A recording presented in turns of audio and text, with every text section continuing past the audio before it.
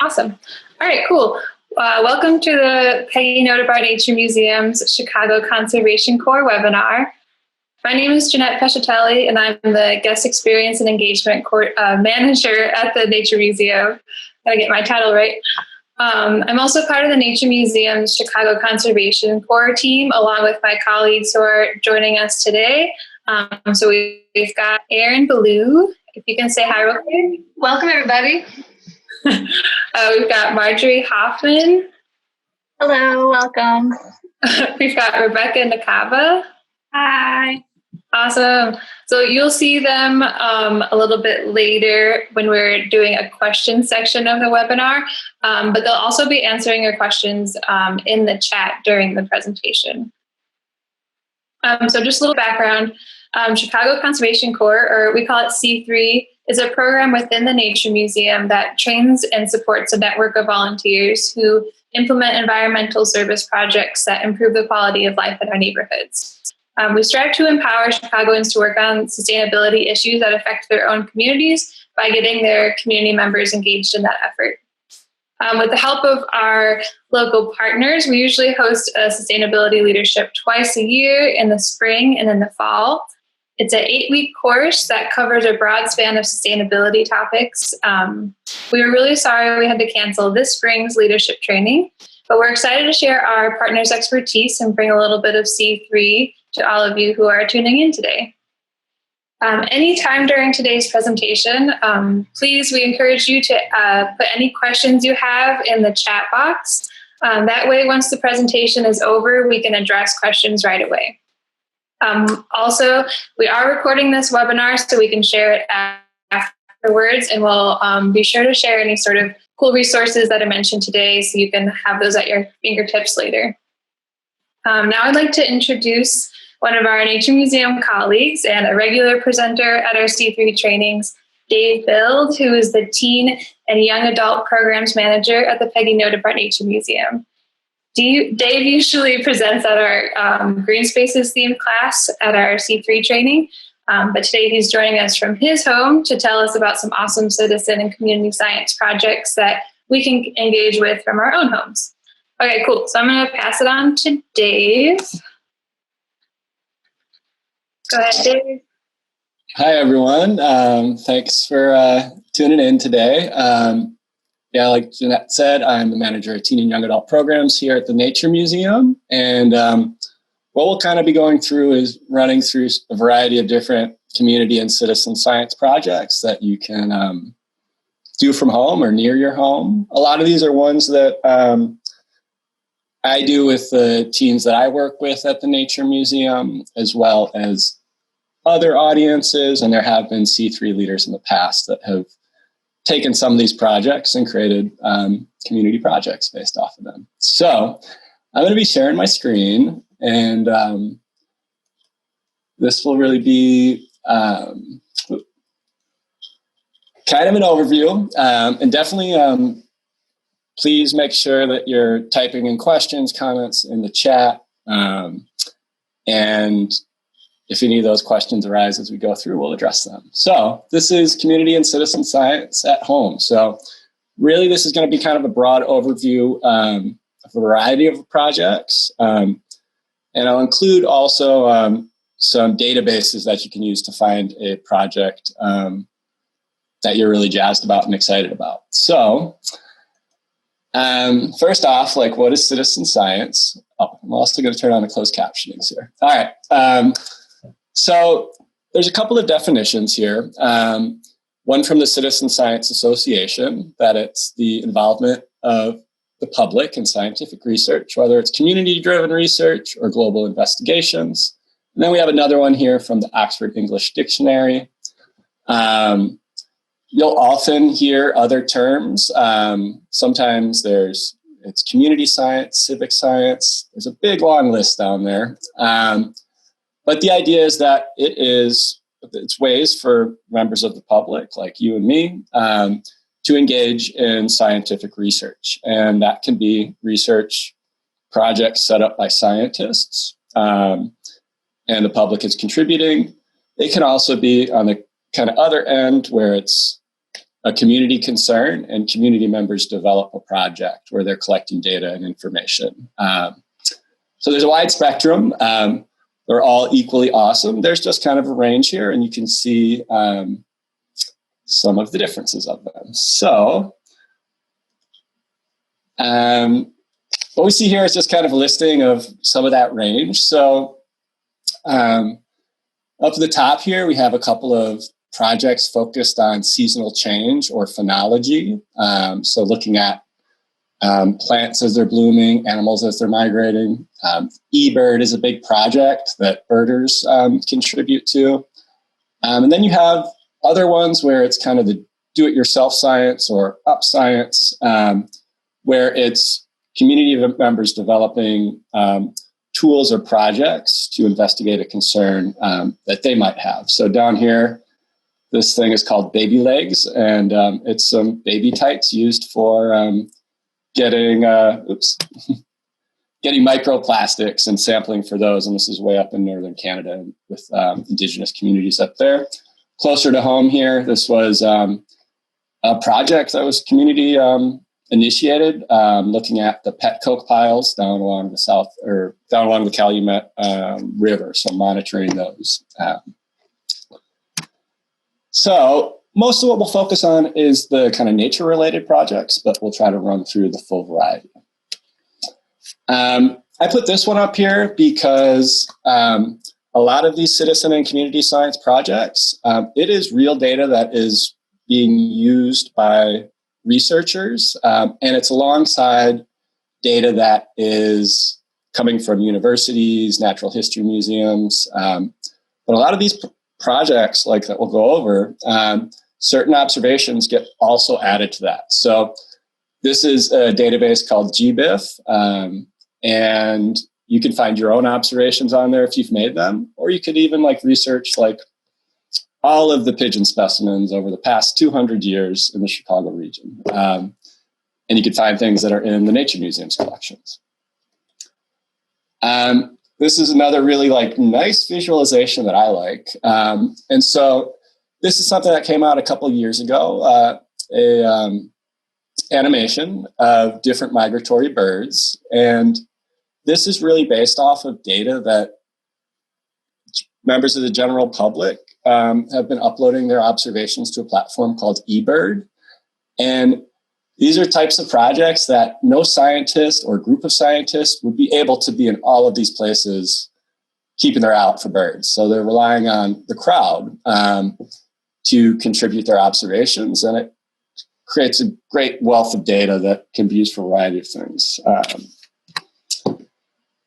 And then here's my kind of plug for one of the databases. This database is called SciStarter, and they have literally thousands of projects listed on there, and you're able to filter by topic, location, setting. So you can search for just projects that you can do in your backyard in Chicago that are related to insects. Or you can find things that are strictly online. So I'll share some of these projects, but really if you're not hearing something that is really speaking to you, this is a great resource that you can use to search out additional projects. All right, so I'm going to start with one of the ones that I like to use a lot with different audience, and that's called iNaturalist. And this is a free app to use, and the concept is kind of simple. Basically, what all you're required to do is you can download the free app, or you can use your regular camera or whatever. And all you really need to do is take a photograph of any living thing, or even evidence of living things. So it could be tracks, it could be goose poop, it could be nests. There's really a wide range of things you could be documenting. And behind it, there's a whole community of naturalists, and you can be one of those as well, that helps with the identification of those different observations. And you can see up here that this has been around for about 10 years now, and there have been 37 million observations made using the iNaturalist platform. A little bit more than 1 million people have contributed observations, and then over 100,000 that are helping with the identifications. And so this is kind of what it sort of will look like. And there's some really cool features. I'm going to try to see if I can switch my screen to some other things that I've already pulled up here. Yeah, okay. So this here is the iNaturalist platform, and I tried to pull up a couple of different observations so you can kind of get a sense of it. Apologies for the lawnmower outside if you hear that. But here's an example of a project that I did with some of the teens I work with. And we were just going out, taking photographs of the nature we're observing. And I'll click on this one here because it kind of illustrates what happens in that whole process here. So in this case, my teens went out and they didn't even write down what this thing was. Clearly it's a bird, but they didn't enter that in as one of their observations. And then members of the community on iNaturalist came and said, you know what, that's a bird. Then another person came through and said, it's a red-winged blackbird. And then another person confirmed that. You can kind of see here, once a bunch of people are agreeing on something, it becomes what's called a research-grade observation. And it goes into this database that you and I can access and that scientists and researchers are using as well. You'll find a lot of other cool projects on there. Another really great feature of the iNaturalist app is when you go in to try to suggest an identification, you can do this on the app. They have actual like AI, artificial intelligence, because they have a huge photo database that will even suggest species that you're seeing. And it's pretty decent. It's not perfect, but another really great feature. A number of other citizen science projects have projects built into iNaturalist. This one here, if you were looking to do something that you don't even need to leave your home to document things, this one is focused on the wildlife you find within your home. So like spiders and spiders, ants, bugs. You can see the pictures here, but we have a wide range of things. So these are researchers really interested in kind of the biodiversity of creatures in people's homes throughout the United States. And there are ways to obscure your actual location, so it's not giving the actual like home address of you. It gives kind of a general area of where that will be. All right, so let me see if I can get us back to the presentation.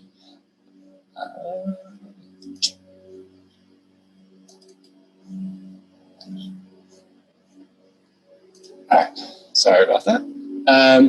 And yeah, iNaturalist is a really great one as well, that you can set up individual like projects and things like that as a user. So if you wanted to even set up a project like in your neighborhood and have neighbors also just document the nature that you're seeing just in your area, that's something you could do as like a community. And you can even create those in a way that it's not a public project. So it creates some kind of privacy around your observations in your group. Another really cool app that's really great for even using with younger kids is called Seek. And this was developed by iNaturalist, but it's kind of a cool one that it uses that photo recognition feature for young people, families to go out and you just pull up the camera and you're looking for specific different plants and animals and things of that nature. And as you hover over it, it will tell you if you're observing the correct thing. And if you're not, it'll give you a suggestion for what that plant or animal is. Some other great community and citizen science projects that are a little bit more involved. They do require some training. These are two that are here out of the Chicago Academy of Sciences, Peggy Notebaert Nature Museum. We have both the Illinois Butterfly Monitoring Network and the Illinois Odonate Survey. And these require some training in terms of learning species identification. And we do have some upcoming online trainings for these for the summer season here. But basically you get trained in identifying common butterflies, and then you have a route that you walk multiple times throughout the year. I believe it's 6 times just throughout a season. And These projects have been around for multiple years. Illinois Butterfly Monitoring Network has been around for about 20 plus years, I would say. I'm sure I'll get corrected by someone, but at least 20 years around in that area. And, you know, there have been actual research publications that have been about like monarch butterfly populations and other things based on this volunteer monitoring, this community science project. So something, if you're interested, it takes a little bit more commitment than just going out and taking a photo with a naturalist. But these are great programs if you're interested in learning more. Another one we do at the Nature Museum is called the Calling Frog Survey. This one also involves training. For this upcoming season, those trainings have already happened. They're usually in like February in that area. But this is a cool one where, again, you get assigned certain areas, but you go out at dusk and you use your ears to try to identify frogs by sound. So a really cool one as well. All right. Another one is Project Squirrel. This is focused on identifying squirrels throughout the city. A great one to check as well. And really, you just need to know how to identify 2 different squirrel species. Here's some info about eBird, and this is a birding platform. And so there is an app involved with eBird. So if you go out and you get, you can do your level of confidence of the types of birds that you're seeing. You know, and other times there are these bird walks. Those have kind of been on hold for right now. But actually, eBird just on this past Saturday had their global big day. So they were calling on folks around the globe to go out, even if it was just for 10 minutes, and look for birds. And here's like kind of a lighter version of that. This is still connected to eBird, but it's called Celebrate Urban Birds. And you can see it's just focused on familiar birds. And all you need to go out is observe an area for just 10 minutes that is about the size of half of a basketball court. So 50 by 50 feet. So this is a real accessible one. I did one out in my alley just this past Saturday and saw some starlings and cliff swallows and sparrows. Nothing too out of the ordinary, but it's still important data. This is another great app that allows for species identification. It's called the Merlin Bird ID app. And so if you're kind of just getting started with birding, or even if you're experienced, it's a pretty easy app to use. I mean, it's just asking about, you can see here like size, colors, where you saw it. And it also asks you location and the time of day. And from that, it gives you a database of possible birds that it could be. And also has range maps, calls, things like that. So really cool app, another free one to check out.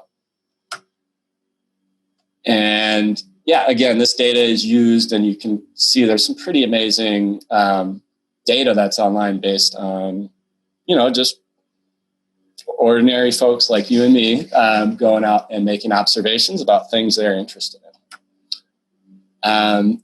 There's other specific ones like Bee Spotter. So if you're into bees, this one is out of University of Illinois, Champaign-Urbana, but really they're just asking you to get bees that you're seeing. So if you're out and you're seeing some bees flying around, taking photos and uploading them to the website, and they'll help with the identification. And again, some really cool discoveries happened through this. I believe the rusty-patched bumblebee, which was thought to be extirpated from our region, we found out they're still present in certain areas based off of a photograph uploaded to BeeSpot. Here's one focused on ladybugs. So you can see there's kind of a range if you're interested in very specific things. Ladybugs, birds. There's a specific project for that. For some of the more general things, iNaturalist is a great tool to start with. Here's another one if you want to shake trees and look for bugs in trees. This one is really focused on the seasonal changes and the availability of food for birds. And so they're trying to track the presence of food sources and seeing if there's been any disruption with the timing of that based on climate change. And this is out of University of North Carolina. Here's some ones also specifically looking at phenology and seasonal changes. Project BudBurst up here is out of the Chicago Botanic Garden. They've done a really awesome redesign of their website, and they have some great activities even for younger kids. And so definitely one, this is basically observing a plant over time. So now that we're all kind of stuck at home, if there are certain trees or plants just nearby that we're seeing every day, it gives us an opportunity to record those and record the changes that we're observing over time just in our kind of new normal routine.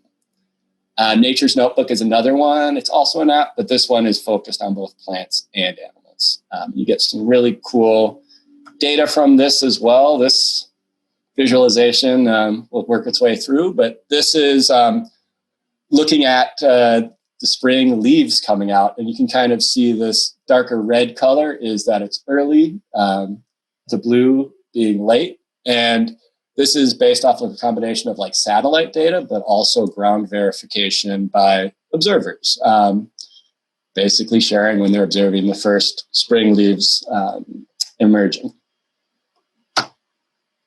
Another set of apps here, kind of looking at the environment. This is called Globe, and they have an app called the Globe Observer where you can monitor weather, mosquitoes, trees.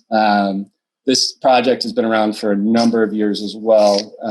This app is relatively new, but another great one that just requires going out, taking photos of your current situation. Another cool one to check out, I See Change. You can see the range of projects here. These are kind of community created projects. And so these are different initiatives that you can, just nearby be contributing to. All right, now time's getting short here. So another one here focused on precipitation, cocoa rods. It's been around for a number of years, but this is kind of local verification of hyperlocal like weather patterns.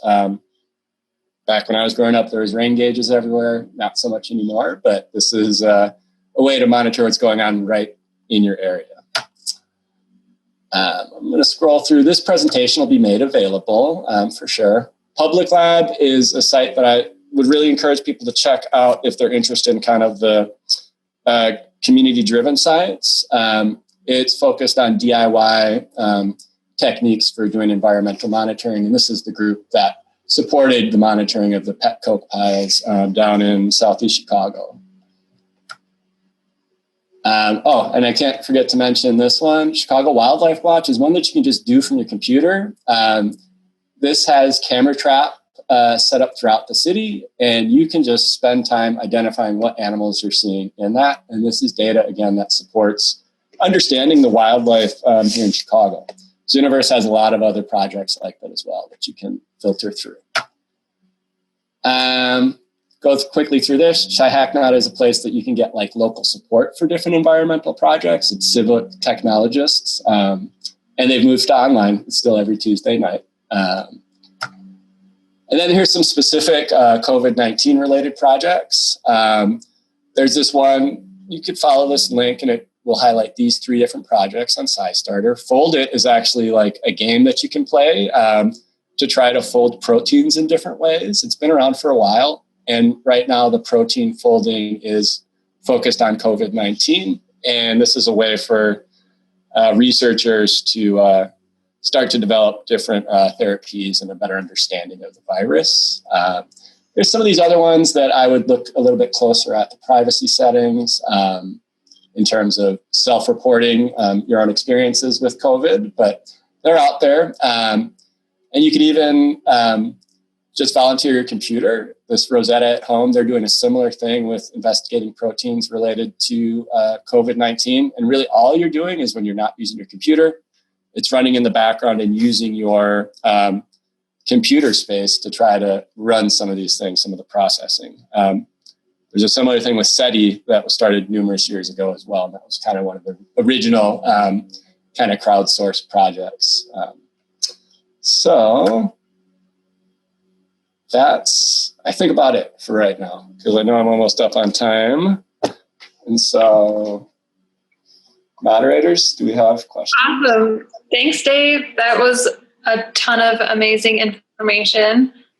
Just because we're all staying at home right now doesn't mean we can't still be involved with all these great projects. Yeah, if you guys have any questions, please put them in the chat. Sorry. No worries. Yeah, we were keeping our eyes on the chats for questions from you all. But I have a question for you, Dave, about, say you are like me and you're very impatient and you have a lot of time on your hands all of a sudden. What is a project you would recommend that you would have almost instant results, that you're contributing the data to the project, you could see your data be used right away? Or a project that's going to be much more long-term, and maybe you wouldn't see what you're doing quite as fast? Are there two projects, one that's really, really quick that we could do today and one that's a little bit longer for folks? Totally. Yeah. I mean, I think something you could do today, if you're at your computer and you want a distraction, I would say check out Chicago Wildlife Watch. Okay. That, you can spend 2 minutes on there and just like identify a couple things, and that data is going to be used right away. Awesome. I would also encourage people to, like, today, normally if we were doing this a C3 in-person thing, we'd have the iNaturalist app. So I would recommend downloading that and checking that out in your next like walk for fresh air. You could take some pictures of some things that you're interested in, and then upload those, and you get pretty quick feedback from the community of naturalists behind it with the identifications. So that's a cool one to check out. I was messing around with it the other day when I was getting my tire fixed. So you can even do it like when you're not intentionally going out to record nature. Mm. Awesome. Thank you. Mm-hmm. All right. Looks like we got a Nature Museum question from Mac here. Is the odonate monitoring going to happen this year? Or that's a very good question, Mac. Any other Peggy Notebaert Nature Museum staff know the answer to this question? I can say I know that the trainings are still happening. I think that some of the monitoring over the summer would be dependent on what the different land agencies are permitting. Like if it's like Cook County Forest Preserves versus Park District. Any other guys know more about that? Sorry. Go ahead. That's the last thing I heard too as well. I don't know. Rebecca, do you have any more?